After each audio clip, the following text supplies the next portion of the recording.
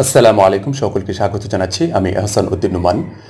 আমরা অনেকে অনেক বিষয় নিয়ে ফ্রিল্যান্সিং করি, কিন্তু ইমেজ এডিটিং শেখাটা আমাদের জন্য কেন জরুরি এই নিয়ে বিস্তারিত আলোচনা করব। যারা এখন পর্যন্ত আমাদের চ্যানেলটিতে সাবস্ক্রাইব করেননি অবশ্যই সাবস্ক্রাইব করে পাশেই থাকবেন, পাশে থাকা বেল আইকনটিতে ক্লিক করবেন যাতে করে নতুন কোনো ভিডিও আমাদের চ্যানেলে আসলেই যেন নোটিফিকেশন পেয়ে যান এবং সাথে সাথে দেখে আপনি উপকৃত হতে পারেন আশা করি ইনশাআল্লাহ। আপনার ইমেজ এডিটিংটা শেখা কেন জরুরি এটা আমার কাছে খুবই গুরুত্বপূর্ণ মনে হয় যে ইমেজ এডিটিংটা প্রতিটা ফ্রিল্যান্সারকে শেখা উচিত। অন্ততপক্ষে কিছু বিষয়, আপনি যে কোনো প্ল্যাটফর্মে কাজ করেন না কেন, হতে পারে আপনি ওয়েব ডিজাইন নিয়ে কাজ করছেন, হতে পারে আপনি একজন অ্যানিমেটর, হতে পারে আপনি গ্রাফিক ডিজাইনের বিভিন্ন যে ক্যাটাগরিগুলো আছে সেই ক্যাটাগরিগুলো নিয়ে কাজ করছেন। তো ইমেজ এডিটিংটা আপনার কোথায় কোথায় কাজে লাগতে পারে, কিভাবে কাজে লাগতে পারে, কোন বিষয়গুলো কি বিষয়গুলো আপনাদের কাজে লাগবে, এই বিষয়গুলো নিয়ে আজকে কথা বলছি। সর্বপ্রথম কোন কোন বিষয়গুলো আমাদের শেখা জরুরি ইমেজ এডিটিংয়ের ক্ষেত্রে। ইমেজ এডিটিংয়ের আপনি যদি একটা ওয়েব ডিজাইন করতে যান, একটা ইমেজকে যদি আপনি মেনটেন করতে যান, এখানে দিতে চান, আপনাকে অবশ্যই দেখবেন যে অন্তত পক্ষে ইমেজের রিসাইজটা কিন্তু আপনাকে জানতে হবে, যে আপনি কীভাবে ইমেজটাকে রিসার্চ করছেন, কত বাই কত করছেন, এই বিষয়টা কিন্তু আপনাকে জানতে হবে। একটি ইমেজকে যখন রিসার্চ করতে যাবেন ওটার ভিতরে আরও কিছু কাজ আছে যে কাজগুলো আপনার জানা প্রয়োজন। হতে পারে ইমেজের কিছু অংশ আপনাকে বাদ দিতে হচ্ছে, তখন আপনাকে অবশ্যই ক্লিপিং পাথ জানা দরকার, ব্যাকগ্রাউন্ড রিমুভ জানা দরকার, হয়তো হতে পারে আপনাকে রিটাচিং জানা দরকার। এই তথ্যগুলো কিন্তু আপনার পুরোপুরি প্রয়োজন আছে। আপনি যদি কোনো সময় যদি মনে করেন যে আপনি বড় ধরনের আপনি একজন ওয়েব ডিজাইন নিয়ে কাজ করছেন, ওয়েব ডেভেলপার, আপনি যে কোনো ক্যাটাগরি নিয়ে কাজ করছেন ওয়েব ডিজাইনের, বাট আপনার অসংখ্য ইমেজকে এখানে মেনটেন করতে হচ্ছে, তখন আপনি কী করবেন? যদি আপনার পদ্ধতিগুলো পুরোপুরি জানা থাকে, যেমন আপনার ক্লিপিং পাথ, ব্যাকগ্রাউন্ড রিমুভ, তারপরে হচ্ছে রিটাচিং অ্যান্ড রিসাইজিং, বিশেষ করে ওয়েব ডিজাইনের ক্ষেত্রে আপনাকে অবশ্যই রিসাইজিংটা খুব ভালোভাবে জানতে হবে যদি ওয়েব ডিজাইনের ক্ষেত্রে যদি ভালোভাবে কাজে লাগাতে চান। আমার অনেক কয়েকজন ক্লায়েন্ট আছে যারা বড় বড় ওয়েব ডেভেলপার, মানে ওয়ার্ল্ড ফেমাস ওয়েব ডেভেলপারদের সাথে আমি কাজ করে থাকি। ওরা ইমেজগুলো রিসার্চ করার জন্য কিন্তু আমাকে হায়ার করে থাকে, যদিও তারাও কিন্তু ফ্রিল্যান্সার, ঠিক আছে, কিন্তু আমার মতো একজন ফ্রিল্যান্সারকে তারাও কিন্তু হায়ার করছে। কেন হায়ার করছে? যে তাদের হয়তো বা সময় নাই, এমনটিও হতে পারে, কিন্তু কাজগুলো তারা কিন্তু অনেকাংশে জানে না।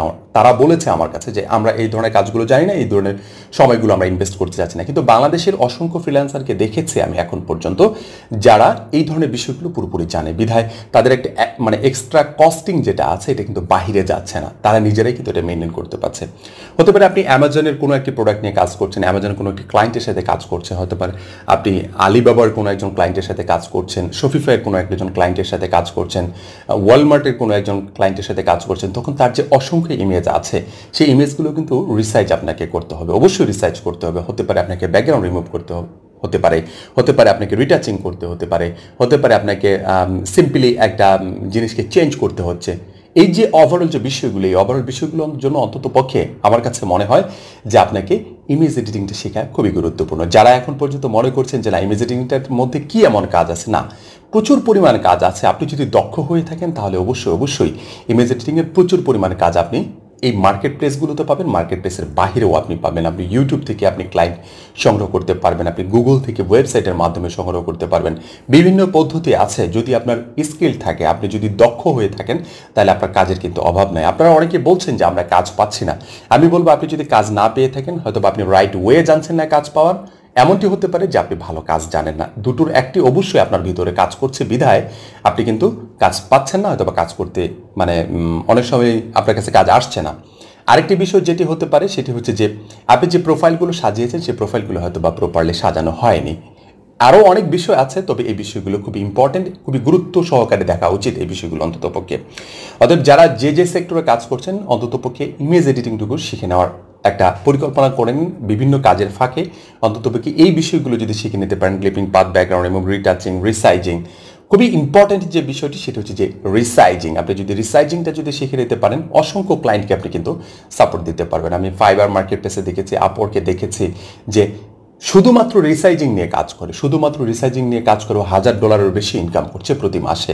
তাহলে আপনি কি করছেন? আপনাকে অবশ্যই যে কাজটুকু করতে হবে সেটা হচ্ছে যে কোনো একটা টপিকের উপর আপনাকে দক্ষ হতে হবে। হতে পারে আপনি রিসাইজিং, হতে পারে আপনি রিটাচিংয়ের উপরে, হতে পারে ব্যাকগ্রাউন্ড এবং ক্লিপিং পাতের উপরে, নির্দিষ্ট একটা ক্যাটাগরির উপর শিখে আপনি কিন্তু মার্কেট প্লেসে নামতে পারেন। অবশ্যই দক্ষ হয়ে নামতে হবে, আশা করি বুঝতে পেরেছেন।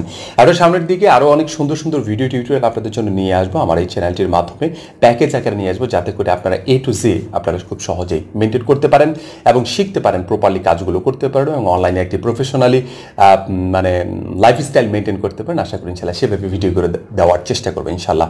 সবাই ভালো থাকবেন, সুস্থ থাকবেন। ধন্যবাদ সবাইকে। আসসালামু আলাইকুম ওয়া রাহমাতুল্লাহি ওয়া বারাকাতুহু।